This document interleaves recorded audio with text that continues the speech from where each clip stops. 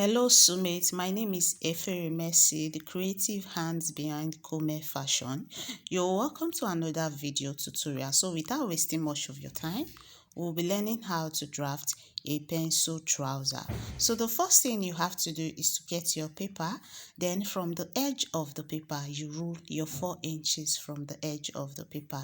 Then, at the side, you rule your 2 inches. So for the purpose of this video, I thought that, probably the 4 inches I left upwards wasn't really needed because I drafted both the front and back separately. So I really didn't need the 4 inches I removed. So I went ahead to impute my hip measurement, my cross depth, then the tail line. Now, we all know that the standard for taking hip measurement is 8 inches, right? So, and my cross depth is 11 inches. So I went ahead to rule it across like this. Then I went ahead to rule on the tail line.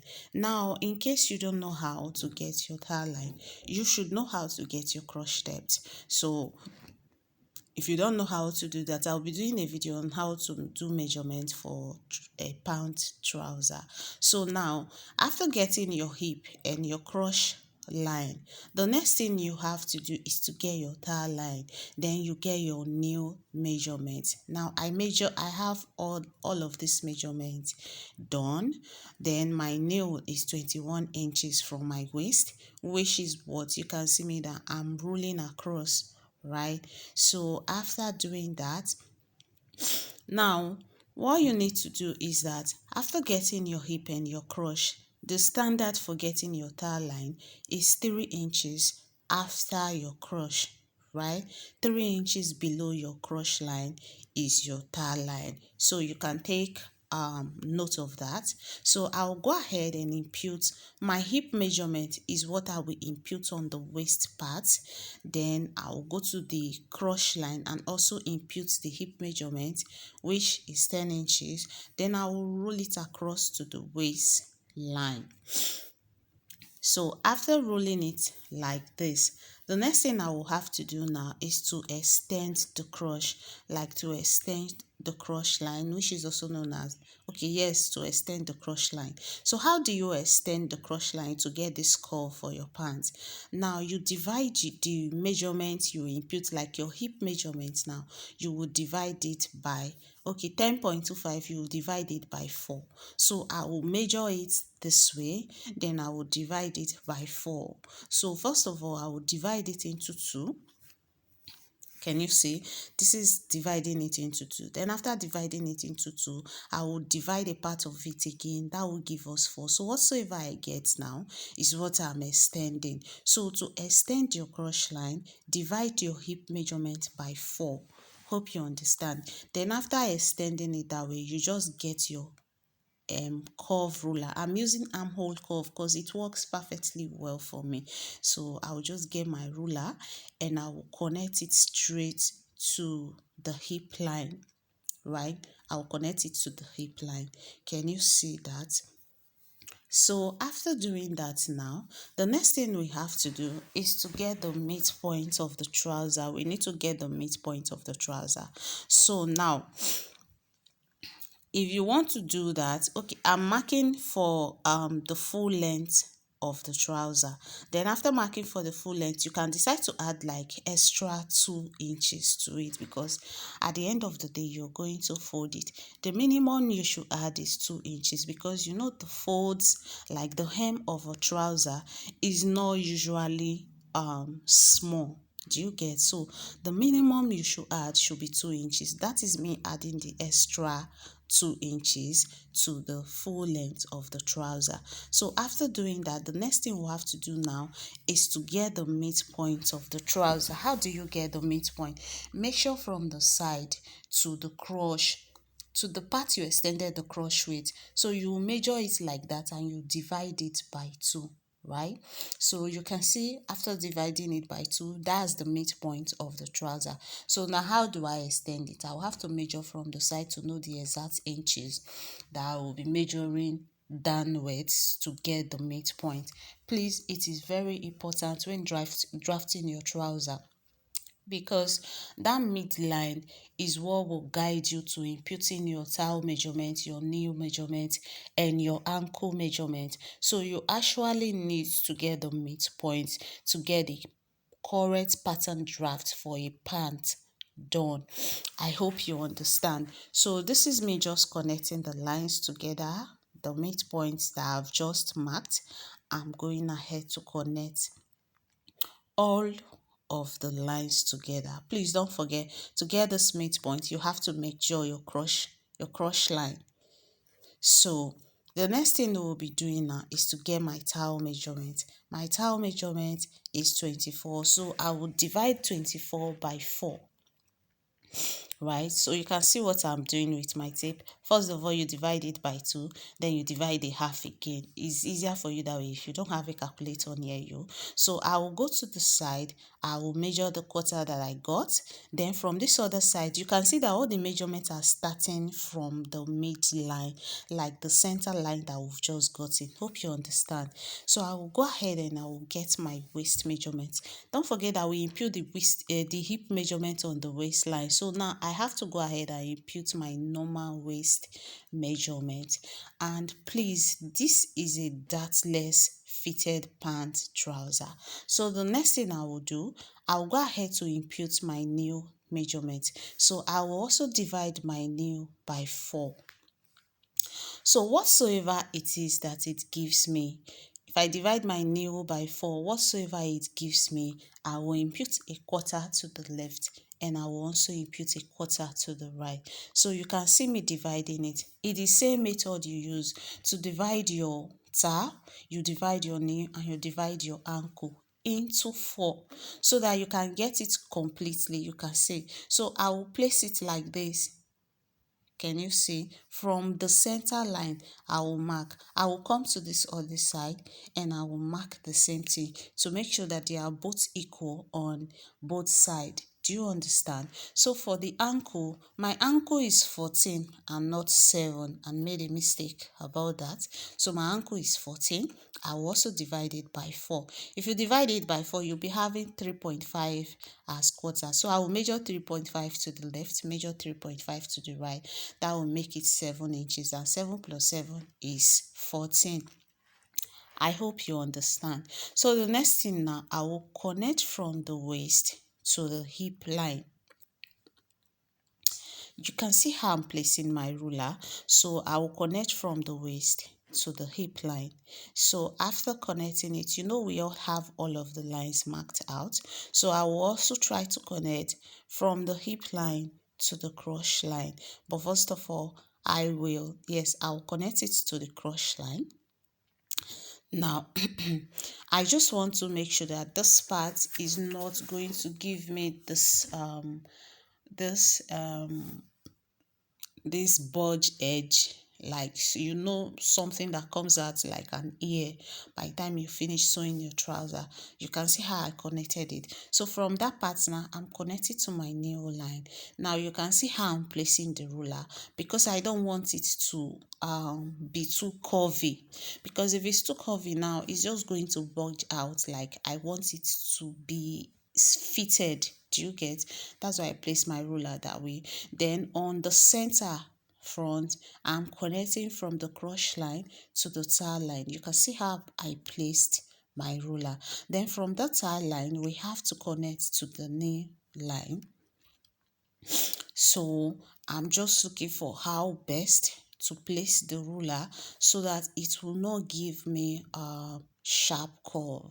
Do you understand? So you can see how I connected the lines. Then so from the new line now, I will connect everything straight down. I don't know why the pattern seems very short and at the same time fat, but I will turn the camera the other way around for us to see what we've just done. Probably it's because of the placement of my camera. You understand? But it actually came out perfectly well. But for the hip part, I will recurve it for us to see it properly. So this is the front pattern. Now I don't want to get us confused, so I will go ahead to draft. We will go ahead to draft the back pattern separately for the beginners among us. I don't want us to be confused, right? So now at this part now, I want to reconnect it because I felt like the curve is too sharp. Do you get? I don't want any sharp edge at the end of the day. Hope you understand. So I'm just trying to recover it to make sure that it gives me a perfect shape. So this is what I have done.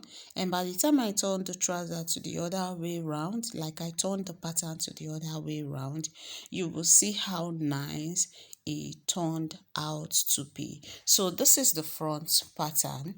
The next thing we'll be doing, I will be going ahead to draft the back pattern.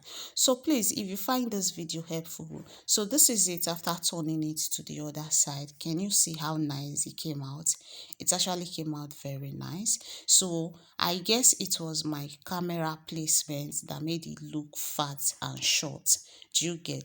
But that's how best to get the full view of what I am illustrating for us to see. So this is it. Now to get the back pattern, you will get a fresh paper. So this is where you really need the extra 2 inches, 3 inches that you have to remove from your paper. Do you get? Because you'll be extending the back, the center back, you'll be extending it. So I did the same thing for the back pattern paper. So the next thing I will have to do is to pin the front pattern to this fresh paper that I'm working with. So I'll go ahead and place it properly, then I will pin it. You can see how I'm placing it. I'm making sure that the sides, they are meeting with the straight line. I roll at the side. Then the waistline is meeting at this other line. I roll at the top of the paper. I really hope you understand this. If you don't understand, you can ask questions in the comment section, because the next video I'll be dropping is how to make a trouser, a palazzo trouser, using the slash and spread method. So if you want to know how to do that one, you have to know how to do this one first, because we're using this pattern to work on that one. So this is me just pinning everything down. And if you're still watching the video to this extent, please don't forget to subscribe, give this video a thumbs up. I would like to get the feedback from you on how to improve on my videos. I will really appreciate that. So I've gone ahead to pin it. So the next thing you have to do now, you have to extend the cross line. Like we are going to be drafting for the back pattern now, but the front pattern still have to remain here for me to get the back pattern before I will go ahead to trace everything down. So the cross line for the back, for the front, now we have to extend the cross line. So whatsoever you use in extending the front cross line, right, you will add half inch to it to get your back cross line. That's the standard. Hope you understand. If you use like 2 inches to extend for your front cross line, it means the back will be 2.5. So I realized that this part wasn't showing, but I adjusted it immediately. So I'm just measuring to the cross line to get a straight line. So I will just rule the straight line. I will adjust the camera now for us to like get a full view of what I'm showing. So this is it. The measurement I had to extend the front cross line, I added half an inch to it to get the back cross line. Please take note of that. If your front cross line is 3 inches, it means the back is going to be 3.5 of an inch. It's standard. Please don't forget that. If you want to be able to sit comfortably, like you want to be able to be comfortable with your trouser, don't forget any step of this video. So now after extending the back cross line, now from that cross line you will come down by half an inch, right? It means the back cross is going to be lower than the front cross by half an inch. I hope we really understand. So from there now, I will be adding extra 2 inches to the back. Now, this is what makes this one a dartless pant, because to the side we will not be adding any extra allowance to it, but these 2 inches we are now adding to the back. Like, this is the center back that we're working on, right? So now I'm adding extra 2 inches to the side. So from that 2 inches I added to the hip line, I will use my curve ruler and connect from the cross line that we just created. I will connect from there to the hip line. This is me extending it for me not to be confused. So you can see how I'm placing my ruler. I will go ahead and connect from the new cross line. I will connect it straight to the hip line. Do you get? So I'll connect it like this. Then after connecting it like this, the 2 inches now we've added from the waist to the hip line. You know, this 2 inches, it has to affect the full length of the trouser. The next video I'll be dropping for us is how to draft your pants pattern with that, how to draft a trouser with that. I'll be showing us, then you will see the difference between the two. So now I have to come up at the edge by 2 inches. I'm sorry, this part wasn't reflecting in the video. So from the waistline, I'm extending by 2 inches. So the 2 inches I'm extending with now, I will connect it. By the time I move the paper, you will see what I'm doing. I will connect from there to the waistline. So this is the waistline by the side. I'm just connecting the 2 inches I went up with to the waistline. Don't forget, this is the back pattern we're working with. So after that, the 2 inches now I have added, I'm going to mark the 2 inches straight to the hem of the trouser. I'll go ahead and mark the 2 inches down. So please, I'm really sorry that this upper part I extended with 2 inches to connect to the side of the waist didn't show. By the time I'm done, you will see and you will understand what I have just done in that part. If you're not used to a trouser pattern, so now I will connect the 2 inches. I will connect the 2 inches I've marked to the hem of the trouser, and I will roll everything up accordingly. So now, after connecting all the lines, I will go ahead to use my tracing wheel to trace everything. Like, I will transfer the pattern to the fresh paper for the back. So you can see the extension I did for this waistline, right? It is now showing, but not fully. But this is what I did. From the waist, I came up by 2 inches. I now use my straight ruler to slant it to the waist part. Now, the reason why we are raising this upper part, I'm just reconnecting the 2 inches I added. So yes, so the reason why I raised this upper part is because you know that when you sit down, if you're wearing a pants, when you sit down, it tends to like pull down. If you don't raise it, your own this will be exposed. So that's the reason for that. So after doing that, I'll go ahead to trace everything out. I have to trace everything out, and after tracing it, I will use my marker to highlight everything for us to see. Now please, the extra allowance we added is only on the back pattern, because you know that the trouser, you see the side seam is not always at the center, right? Hope you understand. Is not always at the center. So please, that's why we attached the 2 inches only to the back pattern. Now these 2 inches we added now, it will serve as the same allowance to both the front and the back of your pants.